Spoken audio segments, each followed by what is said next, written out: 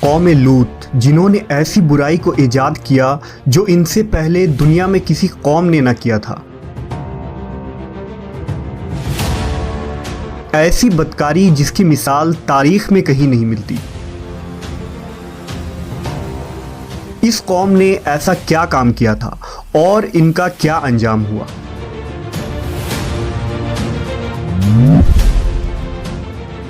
حضرت لوط علیہ السلام اللہ کے ایک برگزیدہ نبی تھے۔ آپ کے والد کا نام ہاران تھا جو تاریخ کے بیٹے تھے۔ آپ کی پیدائش عراق کے قدیم شہر اور میں ہوئی تھی۔ اس شہر میں ابراہیم علیہ السلام کا مسکن تھا۔ دراصل لوط علیہ السلام کے والد ہاران حضرت ابراہیم کے سگے بھائی تھے، یعنی حضرت لوط علیہ السلام حضرت ابراہیم کے بھتیجے تھے۔ چونکہ حضرت لوط علیہ السلام کے والد ان کے بچپن میں ہی انتقال کر چکے تھے، لہذا حضرت لوط کو حضرت ابراہیم نے بیٹا بنا کر پالا تھا۔ آپ حضرت ابراہیم پر سب سے پہلے ایمان لانے والوں میں شامل ہیں۔ آپ حضرت ابراہیم کے زمانے میں اہل سدوم کی رہنمائی کے لیے نبوت کے منصب پر فائز ہوئے۔ حضرت لوط کے بہت سارے معجزات ہیں۔ آپ جس وقت بارش کے لیے دعا کرتے تھے تو آسمان بادلوں سے بھر جاتا اور خوب بارش ہوتی تھی۔ حضرت لوط جس پتھر پر سر رکھ کر سوتے، اس پتھر پر آپ کے سر مبارک کا نشان بن جاتا تھا۔ سدوم وہ علاقہ تھا جہاں لوط علیہ السلام مبعوث فرمائے گئے۔ سدوم کے آس پاس 5 نہایت ہی خوبصورت شہر آباد تھے، جن میں سے ہر ایک کی آبادی 1 لاکھ نفوس سے زیادہ ہی تھی۔ یہ علاقے نہایت ہی سرسبز و شاداب اور قدرت کی فیاضی کا حسین شاہکار تھا۔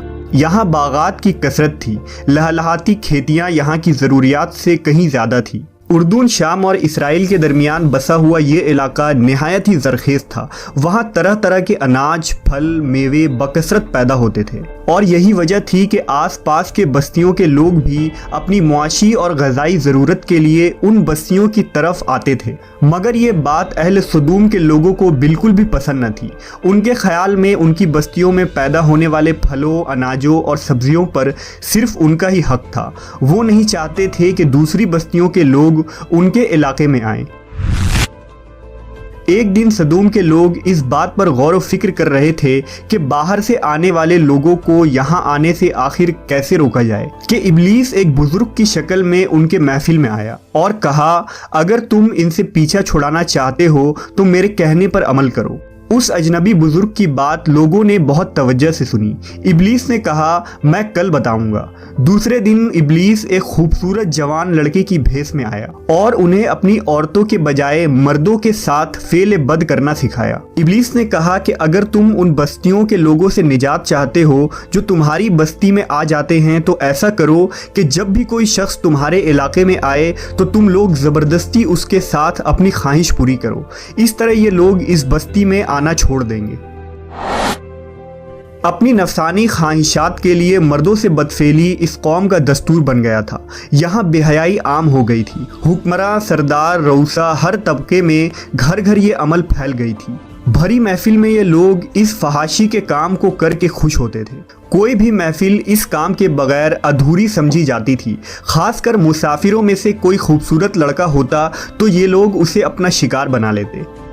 تلمود میں لکھا ہے کہ اہل سدوم اپنی روزمرہ کی زندگی میں سخت ظالم، دھوکے باز اور بد معاملہ تھے۔ کوئی مسافر ان کے علاقے سے بخیریت نہ گزر سکتا تھا۔ کوئی غریب ان کی بستیوں سے روٹی کا ایک ٹکڑا نہ پا سکتا تھا۔ بارہا ایسا ہوتا تھا کہ باہر کا آدمی ان کے علاقے میں پہنچ کر فاقوں سے مر جاتا اور یہ اس کے کپڑے اتار کر اس کی لاش کو برہنہ دفن کر دیتے۔ اپنی وادی کو انہوں نے ایک باغ بنا رکھا تھا جس کا سلسلہ میلوں تک پھیلا ہوا تھا۔ اس باغ میں وہ انتہائی بے حیائی کے ساتھ اعلانیہ بدکاریاں کرتے تھے۔ حضرت لوط علیہ السلام نے انہیں توحید کی دعوت دی اور بدکاری کے اس گھنونے عمل سے توبہ کرنے کا حکم دیا۔ حضرت لوط نے کہا، تم بے حیائی کیوں کرتے ہو؟ کیا تم عورتوں کو چھوڑ کر لذت حاصل کرنے کے لیے مرد کی طرف مائل ہوتے ہو؟ حقیقت یہ ہے کہ تم احمق لوگ ہو۔ حضرت لوط اہل سدوم کو دن رات واعظ و نصیحت کیا کرتے، لیکن قوم پر اس کا کوئی اثر نہ ہوا، بلکہ وہ بہت فخریہ انداز میں یہ کام کرتے تھے۔ انہیں حضرت لوط کا سمجھانا بھی برا لگتا تھا، لہٰذا انہوں نے صاف صاف کہہ دیا کہ اگر تم ہمیں اسی طرح برا کہتے رہے اور ہمارے کاموں میں مداخلت کرتے رہے تو ہم تمہیں اپنے شہر سے نکال دیں گے۔ حضرت لوط نے نصیحت و تبلیغ کا سلسلہ جاری رکھا، لہٰذا ایک دن اہل سدوم نے خود ہی عذاب الہی کا مطالبہ کر دیا۔ اللہ تعالیٰ نے اب تک ان کے اس بدترین فحاشی اور بدکاری کے باوجود ڈھیل دے رکھی تھی، لیکن جب انہوں نے حضرت لوط سے ایک دن کہا کہ اگر تم سچے ہو تو ہم پر عذاب لے آؤ، لہٰذا ان پر عذاب الہی کا فیصلہ ہو گیا۔ اللہ نے اپنے خاص فرشتوں کو دنیا کی طرف روانہ کر دیا۔ یہ فرشتے دراصل حضرت جبرائیل، میکائیل اور اسرافیل علیہ السلام تھے۔ پھر یہ فرشتے حضرت لوط علیہ السلام کے گھر تشریف لے آئے۔ حضرت لوط نے جب ان خوبصورت نوعمر لڑکوں کو دیکھا تو سخت گھبراہٹ اور پریشانی میں مبتلا ہو گئے۔ انہیں یہ خطرہ محسوس ہوا کہ اگر ان کے قوم کے لوگوں نے انہیں دیکھ لیا تو نہ جانے وہ ان کے ساتھ کیا سلوک کریں گے۔ حضرت لوط کی بیوی کا نام وائلہ تھا، اس نے آپ پر ایمان نہ لایا تھا اور وہ دراصل منافقہ تھی، وہ کافروں کے ساتھ تھی، لہٰذا اس نے جا کر اہل سدوم کو یہ خبر دے دی کہ لوط کے گھر نوجوان لڑکے مہمان ٹھہرے ہوئے ہیں۔ یہ سن کر بستی والے دوڑتے ہوئے حضرت لوط کے گھر پہنچے۔ حضرت لوط نے کہا، اے قوم، یہ جو میری قوم کی لڑکیاں ہیں یہ تمہارے لیے جائز اور پاک ہیں، اللہ سے ڈرو اور مجھے میرے مہمانوں کے سامنے رسوا نہ کرو۔ کیا تم میں سے کوئی بھی شائستہ آدمی نہیں؟ حضرت لوط کی بات سن کر وہ لوگ بولے، تم بخوبی واقف ہو کہ ہمیں تمہاری بیٹیوں سے کوئی حاجت نہیں، اور جو ہماری اصل چاہت ہے اس سے تم بخوبی واقف ہو۔ قوم لوط کے اس بے شرمانہ جواب سے اندازہ لگایا جا سکتا ہے کہ وہ فعل بد میں کس حد تک مبتلا ہو چکے تھے۔ جب حضرت لوط علیہ السلام کی قوم ان کے گھر کی طرف دوڑتی ہوئی آئی تو حضرت لوط نے گھر کے دروازے بند کر دیے اور ان نوجوانوں کو ایک کمرے میں چھپا دیا۔ اس بدکار لوگوں نے آپ کے گھر کا گھیراؤ کیا ہوا تھا اور ان میں سے کچھ گھر کے دیوار پر بھی چڑھنے کی کوشش کر رہے تھے۔ حضرت لوط اپنے مہمانوں کی عزت کے خیال سے بہت زیادہ گھبرائے ہوئے تھے۔ فرشتے یہ سب منظر دیکھ رہے تھے۔ جب انہوں نے حضرت لوط علیہ السلام کی بے بسی اور پریشانی کا یہ عالم دیکھا تو حقیقت سے پردہ اٹھاتے ہوئے یوں فرمایا، اے لوط، ہم تمہارے رب کے بھیجے ہوئے فرشتے ہیں، یہ لوگ ہرگز تم تک نہیں پہنچ سکیں گے۔ ابھی کچھ رات باقی ہے تو اپنے گھر والوں کو لے کر چل دو اور تم میں سے کوئی شخص پیچھے مڑ کر نہ دیکھے۔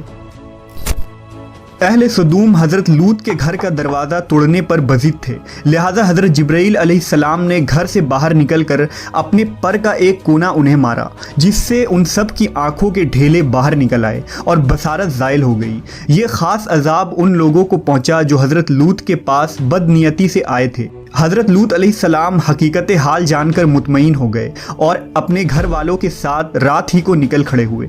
بیوی بھی ان کے ساتھ تھی، لیکن کچھ دور جا کر وہ واپس اپنے قوم کی طرف پلٹ گئی اور قوم کے ساتھ جہنم رسید ہو گئی۔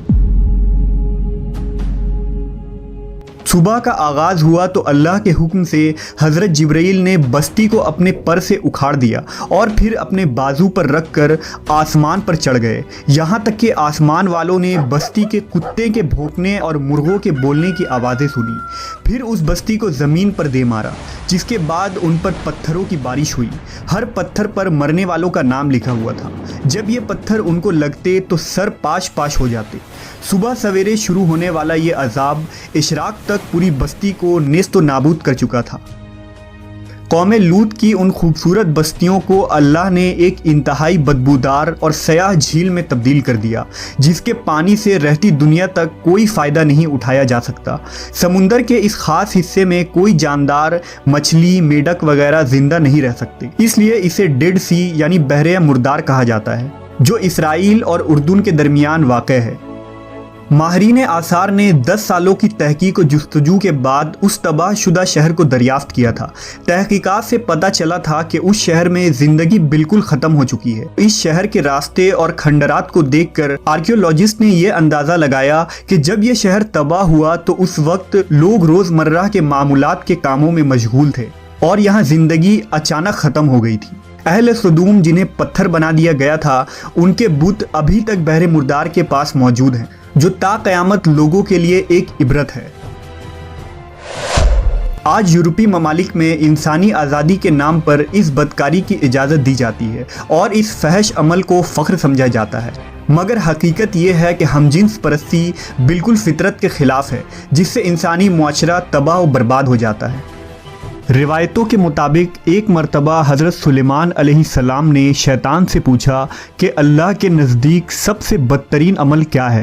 ابلیس بولا، جب مرد مرد سے بدفعلی کرے اور عورت عورت سے خواہش پوری کرے۔